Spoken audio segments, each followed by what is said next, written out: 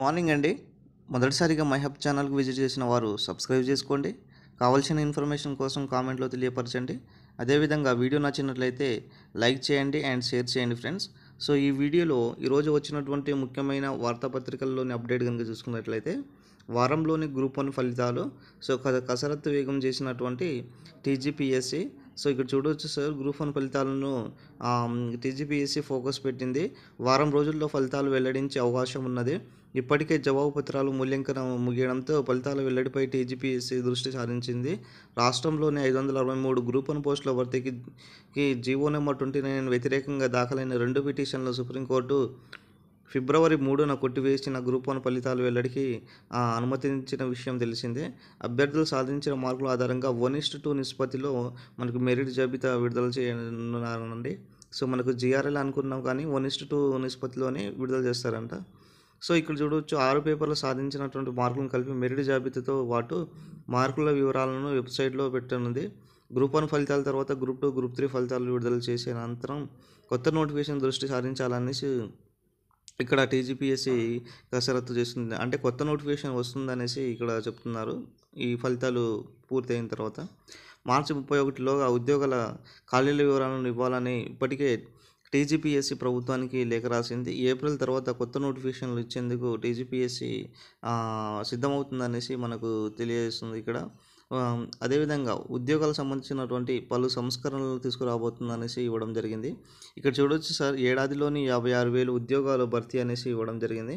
కాంగ్రెస్ అంటేనే కమిట్మెంట్ ఉన్న పార్టీ అనేసి పీసీసీ చీఫ్ మహేష్ గౌడ్ గారు చెప్పడం జరిగింది. సో, ఇక్కడ చూడండి సార్, దాదాపుగా 56,000 ఉద్యోగాలు ఇచ్చారనేసి మనకు ఈ ఏడాదిలోని అనేసి ఇక్కడ మనకు చెప్పడం జరుగుతుంది సార్. అదేవిధంగా దీనికి సంబంధించినటువంటి కొత్త నోటిఫికేషన్లు కూడా మనకు 50,000 ఉద్యోగాల పైగా నోటిఫికేషన్లు వస్తున్నాయి అనేది సమాచారం. నెక్స్ట్ ఏంటిదంటే 13 నుంచి జేఎల్ సంబంధించినటువంటి అభ్యర్థులకు కౌన్సిలింగ్ ఉంటుందనేసి ఇక్కడ ఉంటుందండి. కొత్తగా ఉద్యోగాల ఎంపికైన జూనియర్ లెక్చరర్ అభ్యర్థులకు ఈ నెల 13 నుంచి కౌన్సిలింగ్ ప్రారంభం కానుంది.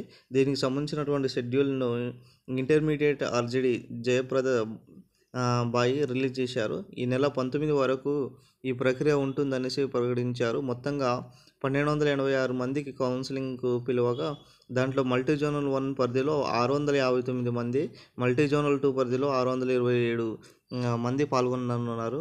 హైదరాబాద్లోని గన్ ఫౌండరీలోని మహబూబియా ప్రభుత్వ జూనియర్ కాలేజీలో ఈ కౌన్సిలింగ్ ప్రక్రియ అనేది జరుగుతుందనేసి మనకి ఇక్కడ స్పష్టంగా తెలియజేస్తున్నారండి. ఇక్కడ ఉదయం 10 గంటల నుంచి మధ్యాహ్నం 1 గంటల వరకు మల్టీ జోనల్ 2 అభ్యర్థులకు, మధ్యాహ్నం 2 గంటల నుంచి 5 గంటల వరకు కౌన్సిలింగ్ చేపట్టనున్నారు. మల్టీ జోనల్ 1 అంటే 10 నుంచి 1 గంటలు, మల్టీ జోనల్ 2 అంటే 2 to 5 కౌన్సిలింగ్ చేపట్టనున్నారా అండి. అది మార్చి 13 నుంచి 14, 15, 18, 19 వరకు ఈ యొక్క కౌన్సిలింగ్ సాగే అవకాశం ఎక్కువగా మనకు కనిపిస్తుంది. ఇది మనకు ఈరోజు వచ్చినటువంటి ముఖ్యమైన అప్డేట్ అండి. సో, వారంలోనే మనకు గ్రూప్ 1 ఫలితాలు వచ్చే అవకాశం ఎక్కువగా కనిపిస్తున్నాయి. గ్రూప్ 1 ఫలితాలు రాగానే గ్రూప్ 2 ఫలితాలు, అదేవిధంగా గ్రూప్ 3 ఫలితాలు కూడా వచ్చే అవకాశం ఎక్కువగా కనిపిస్తుంది. మనకు ఈ వారంలోనే స్థానిక సంస్థల షెడ్యూల్ కూడా రాబోతుందండి. ఈ స్థానిక షెడ్యూల్ తర్వాత మరి కొత్త నోటిఫికేషన్లు ఇస్తారా లేదా ముందే ఇస్తారా అనేది అది మనకు ఎటువంటి సమాచారం లేదు. సో, సమాచారం రాగానే మిమ్మల్ని నేను అప్డేట్ ఇస్తానండి. ఖచ్చితంగా ఈ వారంలోనే గ్రూప్ 1 ఫలితాలు. సో, కొత్తగా దాదాపుగా 10 సంవత్సరాల తర్వాత ఈ యొక్క తెలంగాణలో కొలువు తీరనున్నది. సో, ఈ యొక్క గ్రూప్ 2 అండ్ గ్రూప్ 3 కూడా మనకు March first week and second week కల్లా ఈ కంప్లీట్ కాబోతుంది అనేసి మనకు సమాచారం. సో, ఇదండి ఈరోజు వచ్చినటువంటి వార్తాపత్రికల్లో news. Thank you friends. Thank you one and all.